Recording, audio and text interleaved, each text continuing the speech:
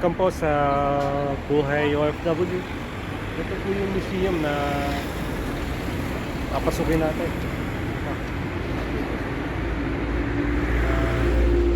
Try natin pasukin, no? Tara, samahan nyo ako. Itutur ko kayo sa loob. Nandito po tayo sa Encamp, Andorra. Malayo po sa Andorra, La Vela. Ayan yung museum.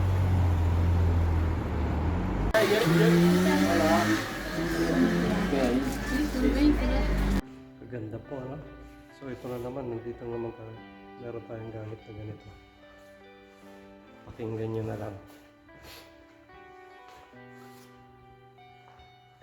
Mga sasakyan naman, hindi na bisikleta. So, ayan.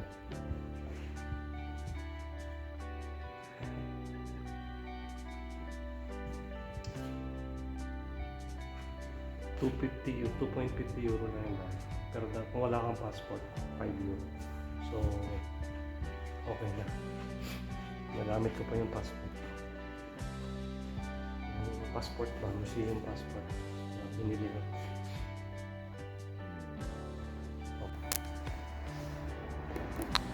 Transport is one of the key factors that indicates the level of development of a society.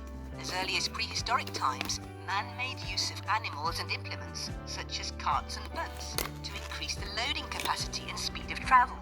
Transport, however, has made quantum leaps since the Industrial Revolution, thanks to the invention of the steam engine and the development of the railways, steamboats, and the first attempts to produce steam cars. Here we can see the pinette, a steam boiler that transmits the energy it generates to two motorized wheels, considered one of the forerunners to the automobile. The initials SGDG engraved on the boiler's lid stand for Sans Garantie du Gouvernement, without government guarantee.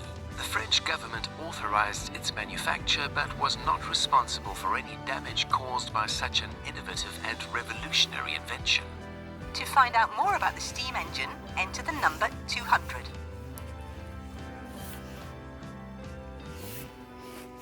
So, ang gaganda ng sasakyan dito.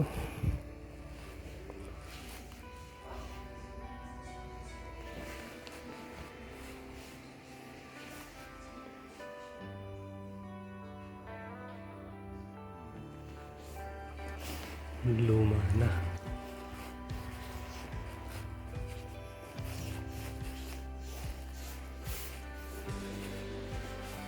Tara, akit.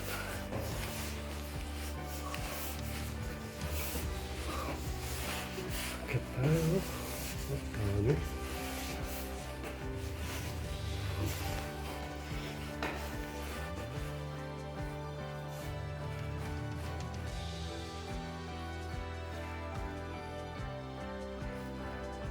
Maraming sasakyan. Iba-iba po. Tingnan niyo yan. Bugatti.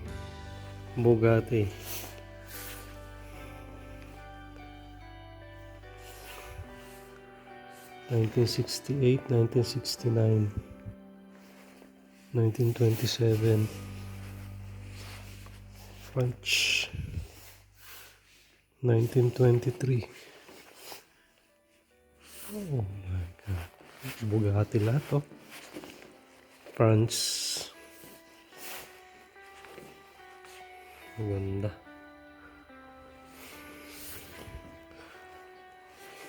Nineteen 1929.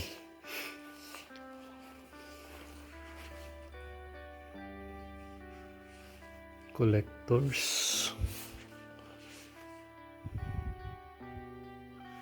Ford. 1930. Sa Detroit. Buick. Estados Unidos. Italia. Fiat. Ang gaganda naman ng mga ito. Mercedes. Alemanya. Germany. Citroen.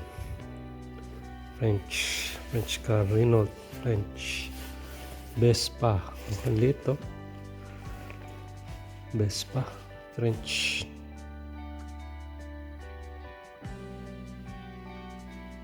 So, ito, number 9. In the 1960s, Andorra's local authorities began to replace mule-drawn hearses with vehicles, as cemeteries also started to move to the outskirts of towns and villages. Encamp was the first town to have a Citroën 2CV fitted out for this task, and decorated with wood carvings reminiscent of altarpieces. It operated between 1966 and 2004, and in 40 years of service, it only did 4,175 kilometers, covering the 600 meters that separated the church from the cemetery. So, maganda po.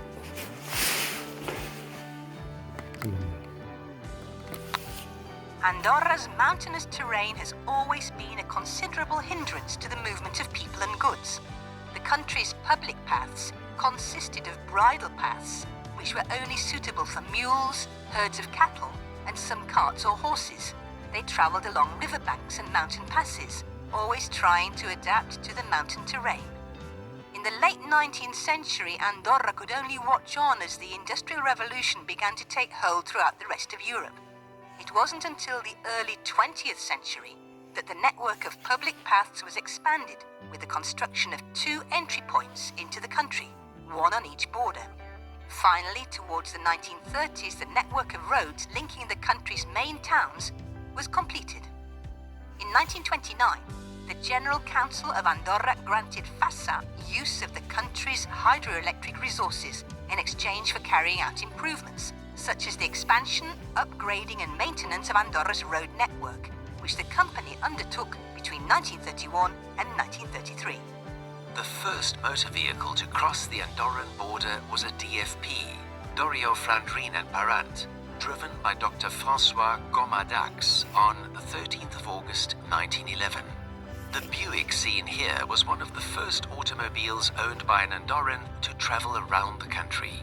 Few Andorrans in the early 20th century owned vehicles, and those that did, in most cases, did so for business purposes.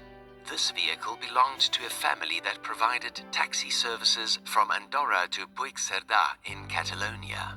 To find out more about the first motorized foray into Andorra, enter the number 800. To find out more about why the FHASA was so important for the country's future, enter the number 801.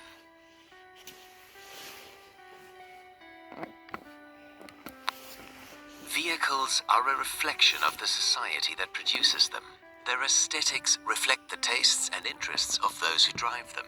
A vehicle's interior indicates the needs of its owner, and the model and brand they drive reveal their purchasing power. This elegant vehicle was a trailblazer in its day, both for its mechanical complexity and the boldness of its design, which today still attracts admiring glances.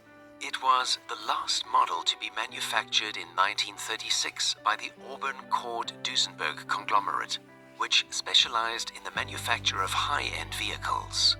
Although this magnificent design influenced the aesthetic evolution of subsequent vehicles, the factory was forced to close in 1937 due to financial difficulties brought about by the stock market crash of 1929.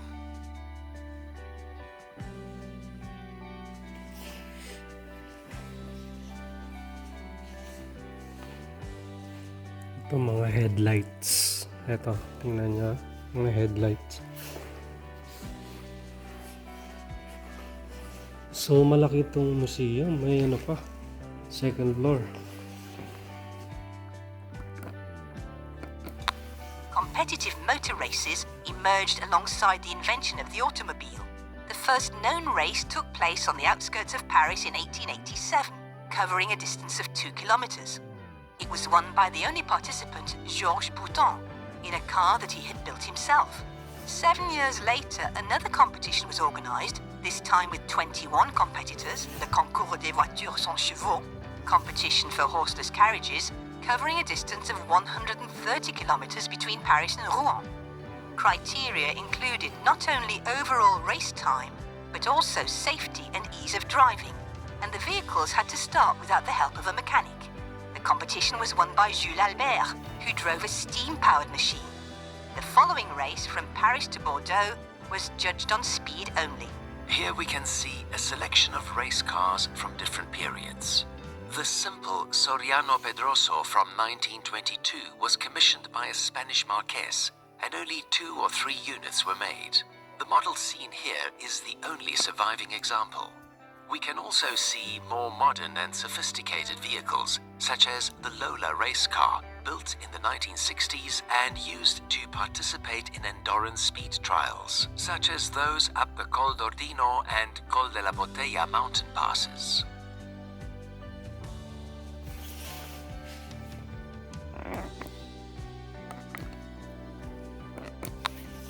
The Second World War left Europe devastated, and post-war economic conditions were bleak.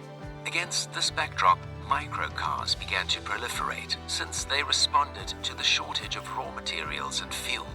Microcars were small, simple and affordable, as well as highly functional and adapted to the post-war situation of crisis, like the Italian Vespa car, the Messerschmitt produced in Germany from surplus fighter aircraft, and the PTV made in Manresa in Catalonia. In Spain in the 1960s, the emergence of the Seat 600, a functional and affordable vehicle, meant a large part of society could purchase a car for only 65,000 pesetas. Between 1957 and 1973, approximately 800,000 units were sold. In Andorra, however, the phenomenon of the 600 as a democratizing force never came to pass, since Andorra had more of a preference for French, American or German cars. In France, the Citroën 2CV, featuring a roll-back canvas roof, was conceived to be the first car of rural France. In Andorra, however, it was overshadowed by the Renault 4CV, which was less rudimentary than the 2CV and highly agile for driving through the Andorran mountains. If you would like to know the story behind this Messerschmitt, enter the number 100. Dito tayo sa basement. Pakinggan niyo naman yung iba dito.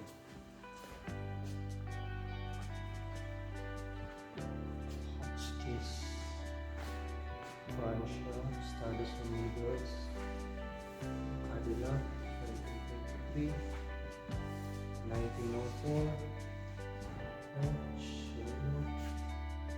Sa pelikula ko lang ito nakikita mga ito.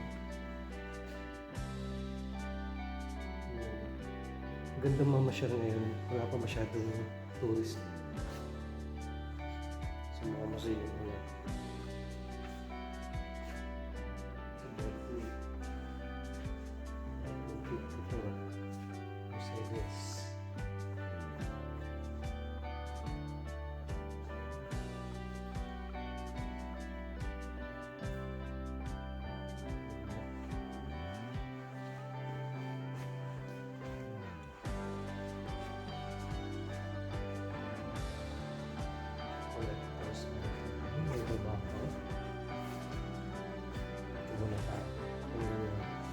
During this period, car design had already dispensed with the simple bodies of early models that were reminiscent of horse-drawn carriages. Vehicles instead began to take on sleek, stylized forms, such as that of the high-end Rolls-Royce seen here. The Silver Cloud, too, is considered by some experts from the world of motoring to be the finest vehicle in the world. The name Rolls-Royce is taken from the surnames of the company's 2 founders, Charles Rolls and Henry Royce, and together with an ornament sculpture known as the Spirit of Ecstasy, it forms the brand's logo. One feature of the brand are the different colored letters on the badges of certain models. The letters of the Silver Cloud badge are red, while they change to black for the Silver Wraith as a sign of mourning for the death of its founders. Here we can also see a sports car, the Talbot Lago T26. Talbot was primarily a sports car manufacturer, which designed its own single-seater race cars, which competed in Formula One from 1950 to 1952.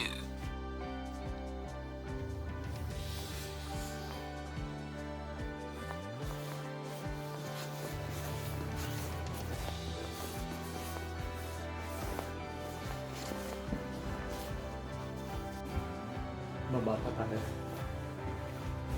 Meron pa. Ayun. Ano to? Parking. Kinonvert na yan.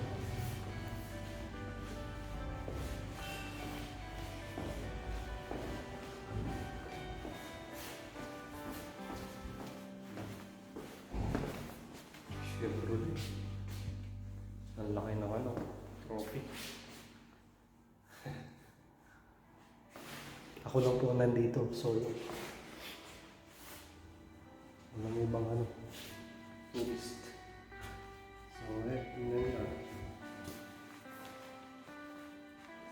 Palad tayo, no? Nakarating tayo sa mga. Yan, Porsche.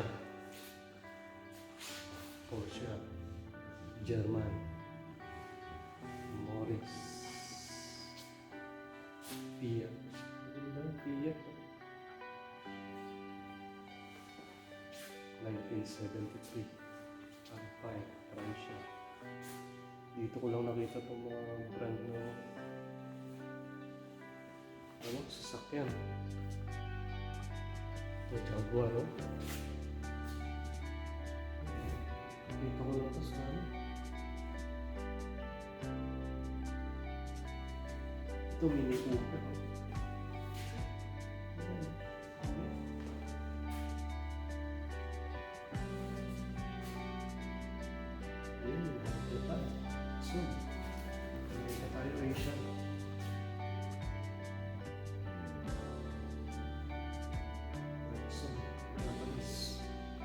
Karamihan ano, French, Germany, United States.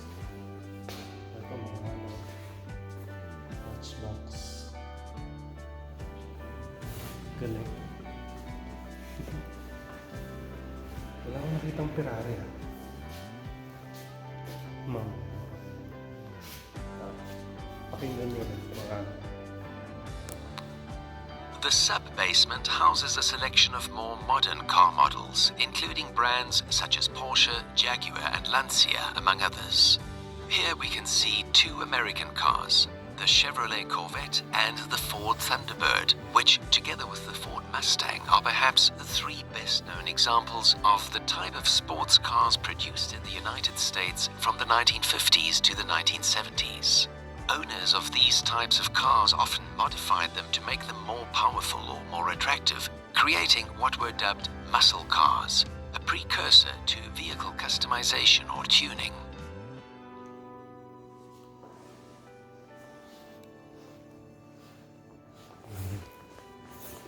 And then dito.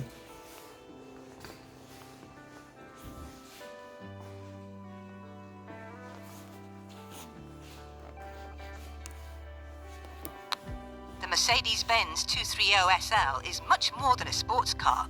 The car's design featured numerous technical advances which subsequent vehicles gradually adopted, such as the concept of a rigid, non-deforming cabin to provide protection to passengers in case of impact. Designed by Paul Braque, the model also stood out for the comfort and elegance of its design, in which the grille and the curved lines of the roof were particularly distinctive, earning it the nickname Pagoda in allusion to the roofs of Buddhist temples.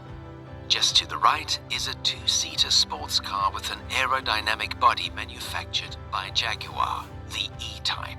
The car is a real speed machine, first produced in 1962 and able to reach a top speed of just over 240 kilometers an hour, making it the fastest vehicle in the museum. A critic from the time once described it as an engine with emergency seats.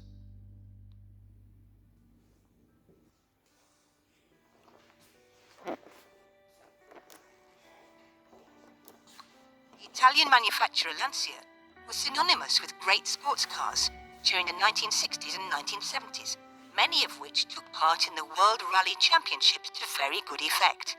In 1971 at the Turin Motor Show, the brand unveiled a prototype featuring a groundbreaking body with minimal wind resistance. The prototype would be the basis for one of the finest and most iconic race cars in history, the Lancia Stratostradale. The Bertone-designed body with a low-slung wedge shape and straight lines offered minimal air resistance.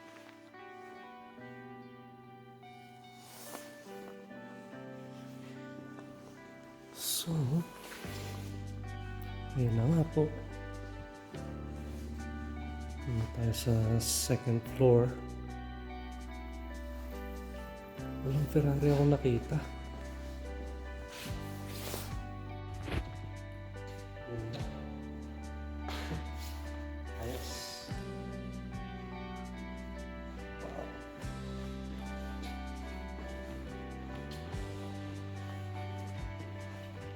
Kaya tayo dito sa last floor. Ito may mga motorcycle. May bisikleta pa. Auto steam. Yung bike. Ayan. Pagpasok mo, dalawang floor pataas, dalawa. Tapos may basement na dalawa din. So, bali limang floors. Ito, yung mga lights. Ayan. Ito mga motorcycle. May spa. Scooter. O yung wheel. Motor. PSA. Mga brand. Puro European. Walang Asian. Yung Harley Davidson. Ay, ito, Yamaha. Yamaha. Ducati.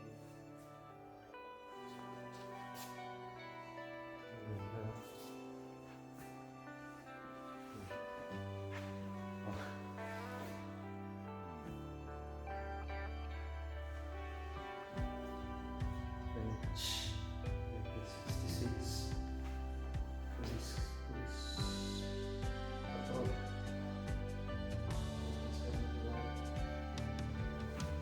Ito, army ito. Army ito.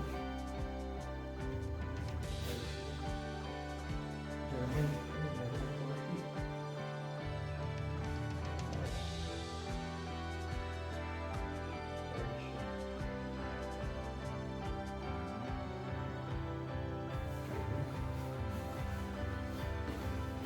Okay, umpisahan natin dito.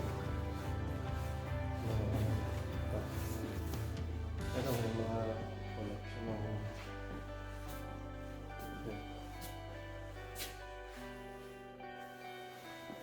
sana natin. Dito, makinig ulit kayo.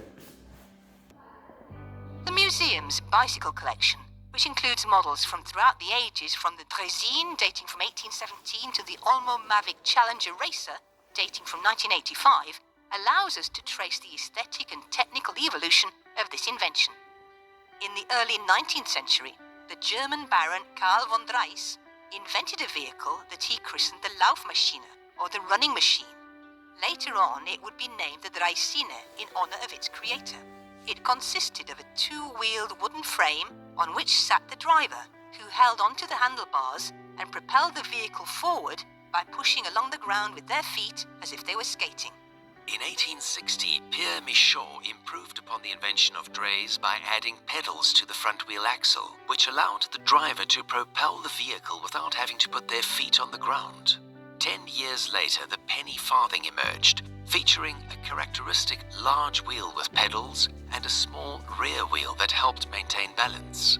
The contraptions reached great speeds, which, combined with their height, posed considerable danger to cyclists. Around 1880, the instability and excessive vibrations of the penny farthing led to the development of so-called safety bicycles, which had a lower saddle position.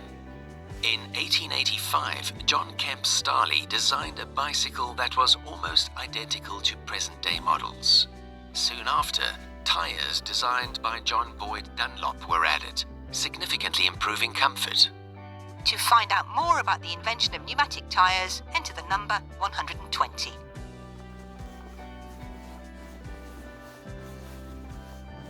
So,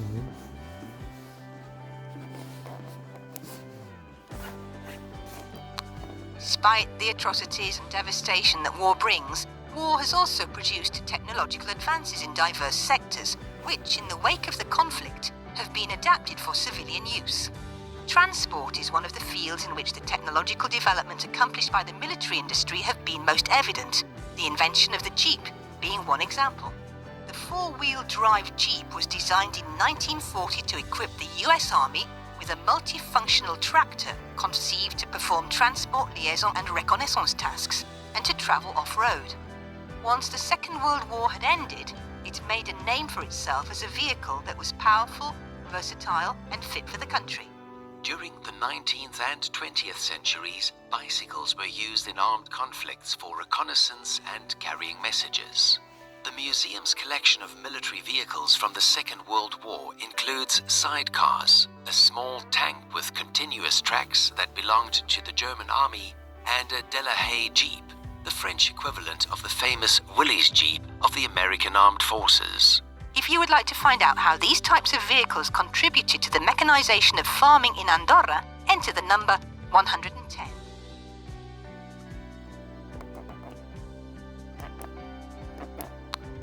Once the Second World War had come to an end, Andorra remained a primarily agricultural country. Yet the first tractors didn't arrive until the mid-1950s. People instead worked the land employing human strength, or at best, with animal power. Imported vehicles and other scrap parts from the Second World War were very important, and many farmers purchased them not only for transport purposes, but because they had great tractive force for ploughing the land. Here, a small collection of military vehicles from the Second World War can be seen. A pair of sidecars, a small tank with continuous tracks that belonged to the German army, and a De La Haye Jeep, the French equivalent of the famous Willys Jeep of the American Armed Forces. The invention of the Jeep was an example of this historic moment in time. Once the conflict had ended, the four-wheel drive took the name of the brand that had patented it, Jeep. A type of multi-purpose tractor that made a name for itself as a vehicle that was powerful, versatile, and fit for the country, capable of traveling off-road and reaching a top speed of over 80 kilometers an hour. The motorcycle with tank treads, a traction system based on a chain track that rotates around two or more wheels, is a German military vehicle, of which around 9,000 units were manufactured between 1939 and 1948. Used as an auxiliary vehicle, it was able to transport 3 people, mount pieces of artillery or tow various trailers and timber, plough the land with a Brabant plough, and travel along roads or off-road at a speed of 72 or 48 kilometers an hour, respectively.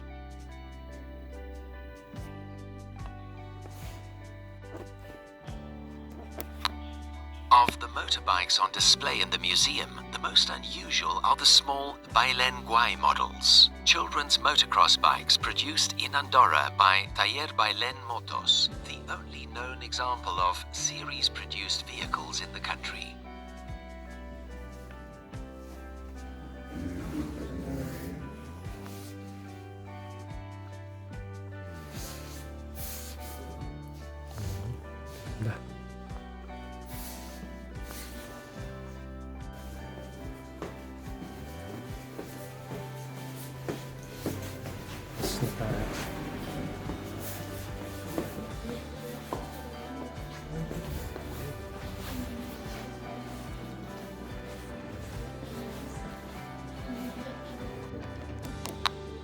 In the early 20th century, the Renault AG1 was the model used by Paris's fleet of taxis. During the First World War, as the Germans launched a major offensive on Paris, France's commander-in-chief urgently sought to mobilize the reserve troops based in the capital. As a result, the entire fleet of Paris taxis was requisitioned to transport 5,000 soldiers. It was the first time in history that troops were transported en masse in motor vehicles, and although it was not decisive in a military sense, it helped boost morale and spur on the Allied troops. The vehicle became part of the collective imagination of French people as something that represented more than just a taxi. The Renault AG1 was affectionately christened Taxi de la Marne, in tribute to the battle that it took part in.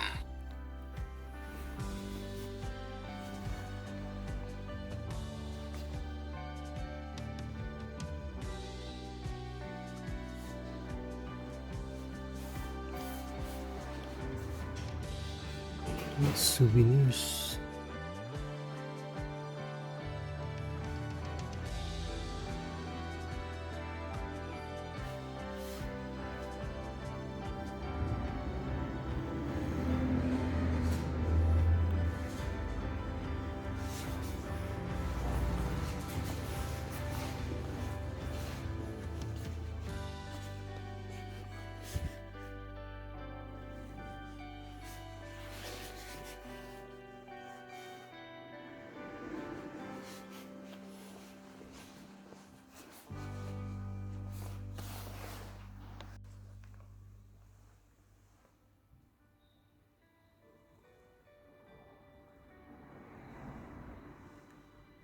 Ito yung mga plaka ng sasakyan.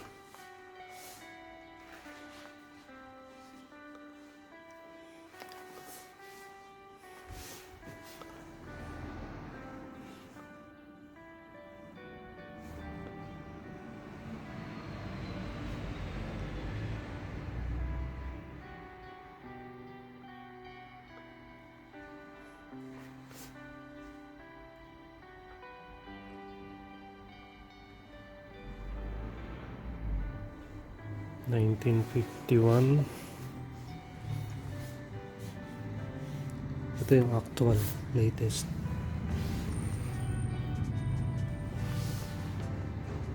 So ito yung kasing edad ko na 1984.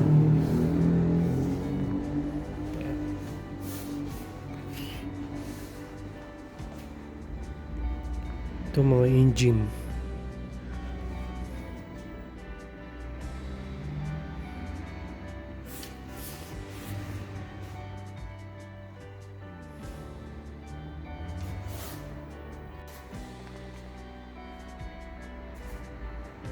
Ganda.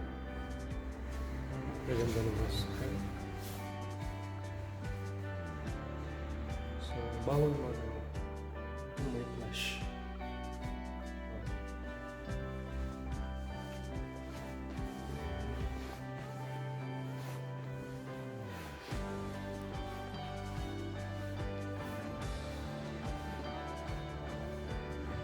So, okay. Nice na ako. So, nila natin.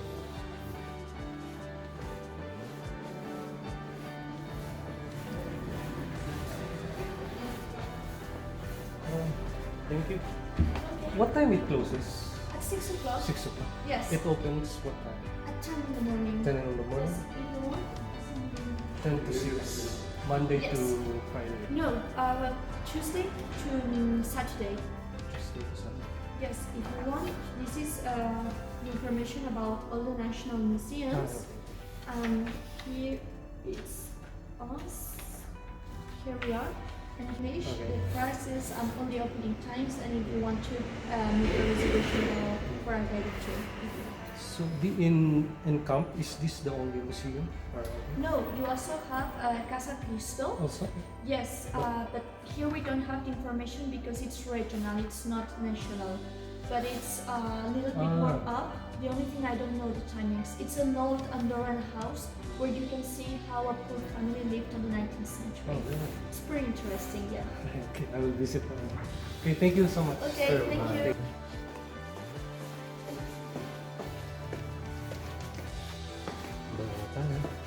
Salamat po sa inyong panonood sa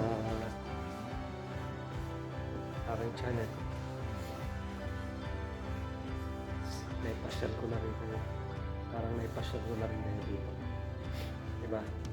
So, ayun. Thank you so much sa inyong panonood.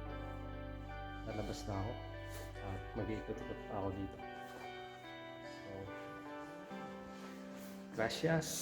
Muchas gracias. Ciao.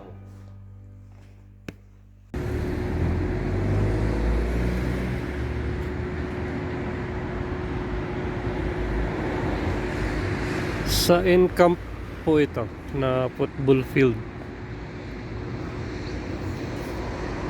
Ayan, ang laki oh. Open lang siya.